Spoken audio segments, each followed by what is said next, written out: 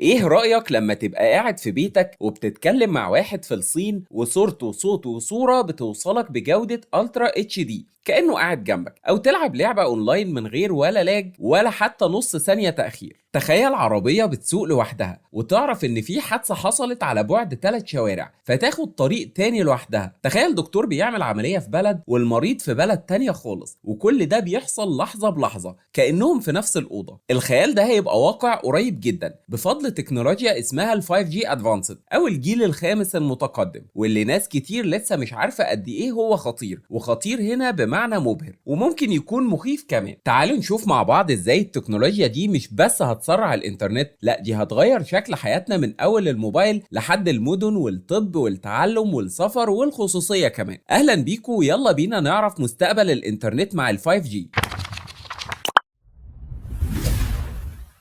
خلينا نبدأ من الأساس. الجيل الخامس اللي اسمه ال 5G بدأ من حوالي 2019-2020 وفعلا فرق في السرعة عن ال 4G، لكن 5G Advanced دي بقى نسخة مطورة جدا من ال 5G، يعني حرفيا نقلة تانية. ال 5G Advanced هو المرحلة التانية من ال 5G، فيها مش بس سرعة، لا فيها ذكاء في التعامل مع البيانات. يعني الشبكة بتفهم انت بتعمل ايه وتدي أولوية للحاجة اللي بتعملها. مثلا لو بتتفرج على لايف ستريم، الشبكة تفتح لك سكة خاصة من غير ما تشارك السرعة مع باقي الأجهزة في البيت. وفي حاجة اسمها شبكات افتراضية بتتوفر مع 5G Advanced، يعني شركة ممكن تعمل شبكة داخل الشبكة، ومستشفى مثلا يبقى ليها شبكة خاصة جوه نفس الإنترنت ما فيهاش أي تأخير ولا بطء حتى لو المدينة كلها عليها ضغط.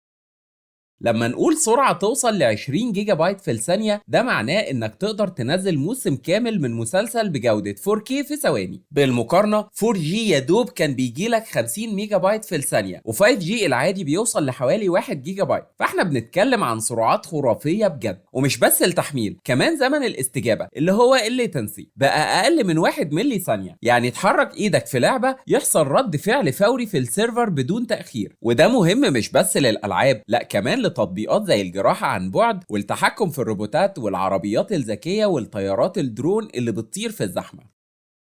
دلوقتي العربيات الذكية موجودة فعليا، بس لسه بتتعامل بحذر لأن الشبكة ساعات بتتأخر. إنما مع ال 5G Advanced العربية هتبقى متوصلة دايما بالسيرفرات وبالأقمار الصناعية وبالعربيات اللي حواليها. يعني لو في عربية على بعد 400 متر فرملت فجأة، العربية اللي وراك هتعرف في نفس اللحظة وتبطأ من غير ما السواق ياخد باله أصلا. وده هيفتح الباب للتاكسي الذكي والنقل التلقائي، والسواقين هيقعدوا يتفرجوا على أفلام والعربية هي اللي بتوصلهم شغلهم. تخيل مدينة كاملة ما فيهاش ولا حادثة بسبب ان كل العربيات بتتفاهم مع بعض لحظة بلحظة.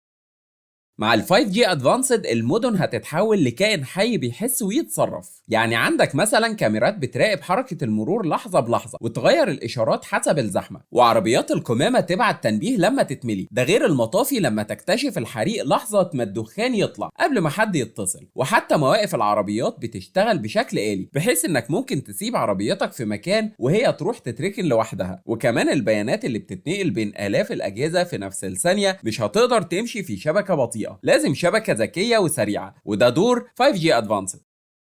مش عاوزين ننسى الطب علشان هيستفيد بشكل كبير جدا. اول حاجة المتابعة الصحية هتكون لحظة بلحظة، يعني مثلا لو في مريض عنده سكر، الجهاز اللي لابسه هيبعت قراءات السكر كل دقيقة للطبيب. ولو في خلل مفاجئ في ضربات القلب هينبه المستشفى فورا ويجهزوا المكان قبل حتى المريض ما يحس. والروبوتات الجراحية هتتنقل من استخدام محدود لمعيار اساسي في الجراحات الصعبة. وحتى في حالات الطوارئ الاسعاف هيقدر يبعت بيانات المريض للمستشفى قبل ما يوصل، فالعلاج يكون جاهز اول ما يدخل الباب.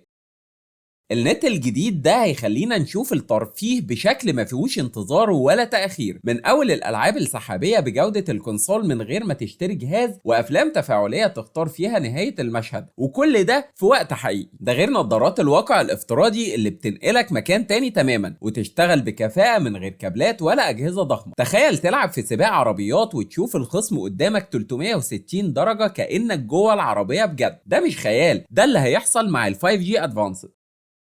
ال 5G Advanced هيسمح لكل حاجة تتوصل بالنت، بداية من أول فرشة السنان اللي هتبعت لك تنبيه لو مشيت بسرعة، والمراية تقول لك وشك ناشف استخدم مرطب، وكمان الحذاء الذكي اللي هيعرفك إنك محتاج تمشي أكتر علشان تحقق هدفك، وبيتك نفسه هيبقى متفاعل معاك، يعني الإضاءة هتتغير حسب مزاجكم، التكييف هيشتغل لو حس إنك دخلت، والتلاجة هتطلب الأكل اللي ناقص من السوبر ماركت، واللي بيحصل ده اسمه إنترنت كل الأشياء أو IoE، وده بيحتاج شبكة قوية جدا تستحمل كل الأجهزة دي، وده اللي هتحققه 5G Advanced.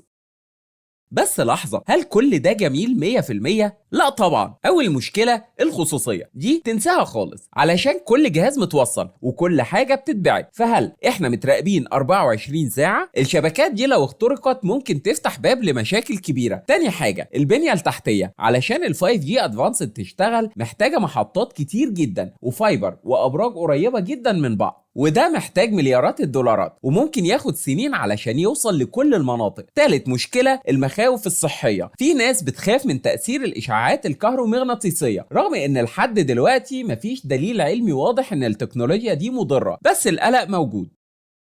ال 5G Advanced هيغير شكل التعليم تماما، احنا مش بنتكلم عن كلاس اونلاين وخلاص، احنا بنتكلم عن تجربة غامرة حقيقية. تخيل انك بتدرس التاريخ وبلبسك لنضارة ال VR بتدخل جوه معركة تاريخية كأنك فيها، وتسمع صوت الجنود وتشوف التكتيكات كل لحظة بلحظة من غير تقطيع ولا تأخير. او في حصة علوم هتشوف القلب البشري قدامك بيشتغل في 3D وتتحكم فيه بإيدك، وتشوف الدم ماشي في الشرايين وتشوف تأثير أي مرض عليه. ده غير المحاضرين هيقدروا يتواصلوا مع آلاف الطلبة حول العالم في نفس الوقت بكاميرات عالية الجودة وصوت نقي وتفاعل مباشر زي ما يكونوا في أوضة واحدة. كمان الذكاء الاصطناعي هيشتغل بالتوازي مع ال 5G Advanced، فيعمل تقييم فوري للطلبة ويقترح لكل واحد منهم طريقة تعليم تناسبه هو شخصيا، فالتعليم هيبقى شخصي لكل طالب، منهج خاص بيه.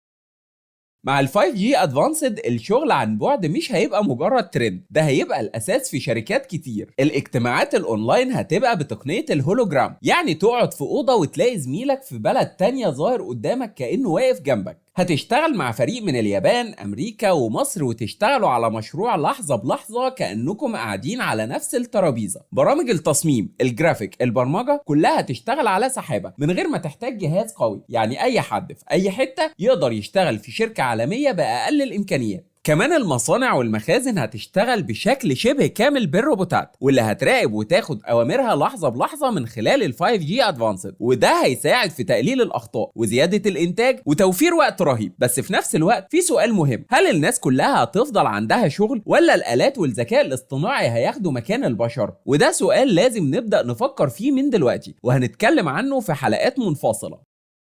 بس كده خلاص، مستنيينكم تكتبوا لنا في التعليقات ايه المعلومات اللي كانت بالنسبه لك جديده ومذهله، وايه المعلومات اللي دايما بتدوروا عليها ومش لاقيينها، علشان نتكلم عنها في الحلقات اللي جايه. اهم حاجه ما تنساش تعمل لايك وسبسكرايب علشان يوصلك كل جديد، واستنونا الحلقه الجايه.